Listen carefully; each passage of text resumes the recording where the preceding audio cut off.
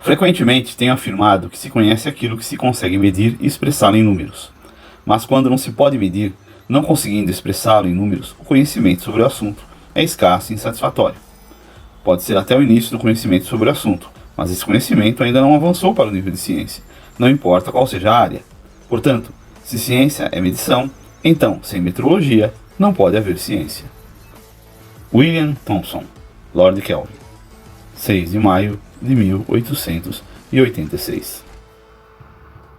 Iniciamos falando sobre medição, mais especificamente nosso objetivo é falar sobre medidas elétricas, citando também o que Peter Drucker, grande administrador, disse sobre medir. O que pode ser medido pode ser melhorado. Outra citação interessante, mais ligada à área científica, que é a qual nós estamos mais acostumados, é a citação: não podemos determinar com precisão e simultaneamente a posição e o momento de uma partícula, de Werner Heisenberg. Este é mais comumente conhecido por nós como o princípio da incerteza de Heisenberg. Na realidade, temos aqui dois princípios ligados diretamente à ideia de medição. E o que queremos com isso é mostrar que medidas e medição são importantes não apenas nas áreas de engenharia e tecnologia, mas em quase todas as áreas de conhecimento humano. O homem mede aquilo que precisa ser medido para ampliar seu conhecimento, para registrar e para distinguir, avaliar. Mas o que é medir? Medir indica uma ação. Medir é um verbo. Medição é estabelecer uma relação numérica entre uma grandeza física conhecida e outra a ser avaliada. Qualquer bom dicionário vai definir como sinônimo de medição aferição, mensuração, avaliação, calcular. Então medir tem por sinônimos aferir, mensurar, avaliar, calcular. Podemos justificar a necessidade de medir através da nossa necessidade de descoberta científica ou de desenvolvimento tecnológico. Todo descobrimento científico ou novo desenvolvimento tecnológico leva a uma comprovação científica, que vai se firmar em uma teoria que fundamenta a ciência por trás desta descoberta ou desenvolvimento. E daí a necessidade direta de medição, de avaliar o conhecimento, avaliar a questão teórica. Medição vem da palavra latina metire, que está ligado diretamente à ideia de avaliar. Em termos práticos, todas as civilizações sempre usaram medidas, instrumentos de medidas e unidades de medidas. Medimos tempo, volume, massa, extensão ou comprimento. A observação do Sol e da Lua pelos povos sempre levou à medição de tempo. Para isso se desenvolveram alguns instrumentos muito simples, como obeliscos e o gnomon, que é aquela vareta para medir, para se utilizar no relógio de sol. Ou ainda a clepsidra, que é o famoso relógio de água, ou as ampulhetas de areia. E é muito difícil rastrear de onde vêm as ideias de minutos, horas, dias, meses, anos, e como eles se interagem com os números que nós conhecemos: 60 segundos, 60 minutos, 24 horas, 365 dias no ano. Muitos têm afirmado que são ideias que já foram utilizadas pelos babilônios e egípcios.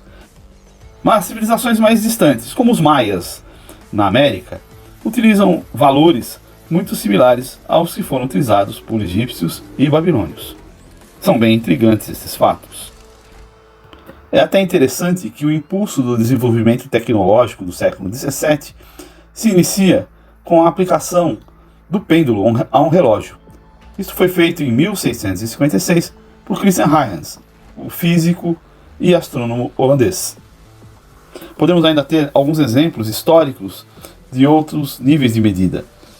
Em termos de história de medições de medidas, temos, por exemplo, os gregos, que utilizavam o que é denominado como metretes, como uma medida de volume, que equivale hoje a 39,4 litros. Ainda elementos de medidas bem antigos são as medidas de massa. Temos a mina, que é uma medida de origem babilônica, que equivale a 640 gramas. Ou mesmo o ciclo bíblico, citado na Bíblia, conhecido como shekel, que equivale a 11,424 gramas.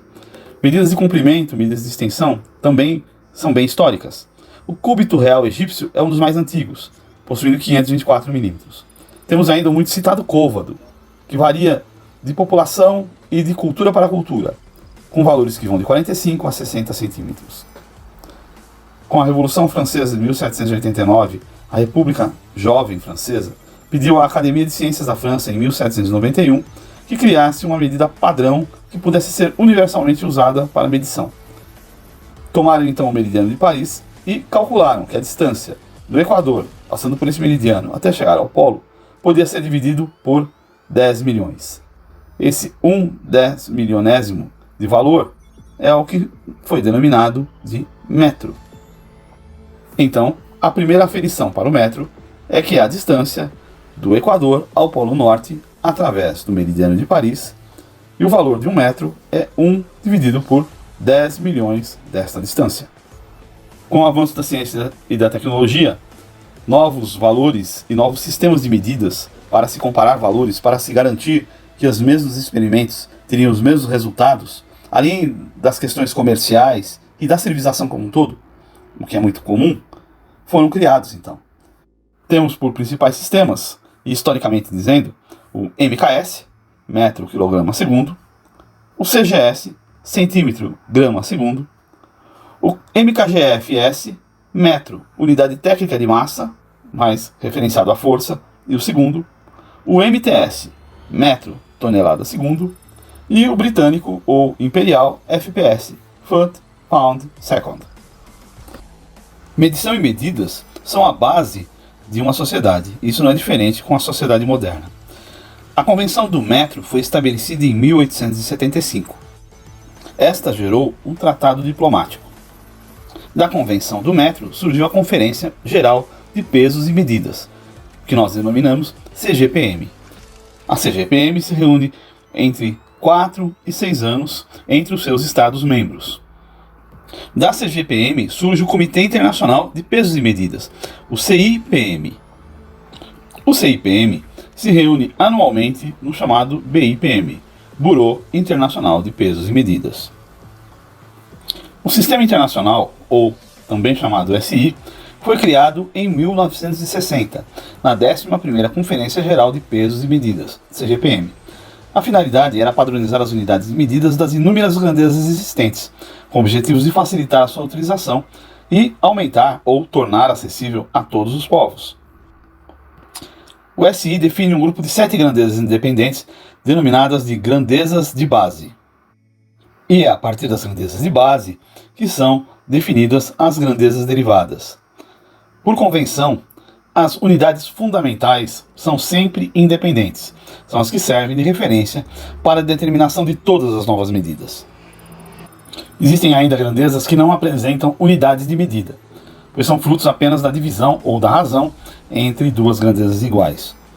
Essas são chamadas grandezas adimensionais. E há ainda grandezas que não são definidas por meio das grandezas de base, mas apenas por valores gerais. Por exemplo, a contagem do número de moléculas de uma substância. Elas são determinadas diretamente pela contagem, e por isso são conhecidas como grandezas de contagem. São as grandezas de base: o metro, o quilograma, o segundo, o ampere, o mol, a candela e o Kelvin. Para a nossa área de eletricidade, ou eletrotécnica, podemos ter algumas importantes grandezas derivadas. Podemos destacar potência ou fluxo energético, potencial elétrico, que é a diferença de potencial ou força eletromotriz, também denominada tensão elétrica, resistência elétrica, condutância elétrica, carga elétrica ou quantidade de eletricidade, capacidade elétrica, fluxo de indução, fluxo magnético, indutância e indução magnética ou densidade de fluxo magnético. Em eletricidade e eletromagnetismo e magnetismo, as unidades homenageiam os físicos que desenvolveram a nossa ciência. A primeira e bem merecida homenagem é feita a André-Marie Ampère, com o ampere definindo a corrente elétrica, sendo a unidade de corrente elétrica. O ampere foi definido como unidade de corrente elétrica no ano de 1893 na cidade de Chicago, na International Electrical Congress. O Comitê Internacional de Pesos e Medidas, CIPM, em 1948, definiu a unidade ampere da seguinte forma: o ampere é a corrente constante que, mantida sobre dois fios infinitos e paralelos à distância de 1 metro um do outro, e sendo a seção destes fios desprezível, impõe entre eles uma força de 2 elevado a 10 a menos 7 newtons por metro dos fios. Observa-se que utiliza-se de outras unidades, como o Newton, que tem a ver com a linha MKS de unidades, para se definir o ampere, além do próprio metro quanto à distância dos fios, e também de definições de valor infinito de fio. E isso é uma constante na definição de unidades, valendo-se de unidades já conhecidas e de valores já pré-julgados, pré-conhecidos ou pré-determinados. Durante as nossas aulas futuras, nós exploraremos mais esses conceitos. O símbolo do ampere é a letra A maiúscula. Na 26ª CGPM foi redimensionado o ampere. Na verdade, o ampere foi referenciado à carga do elétron, atuando no tempo de 1 segundo.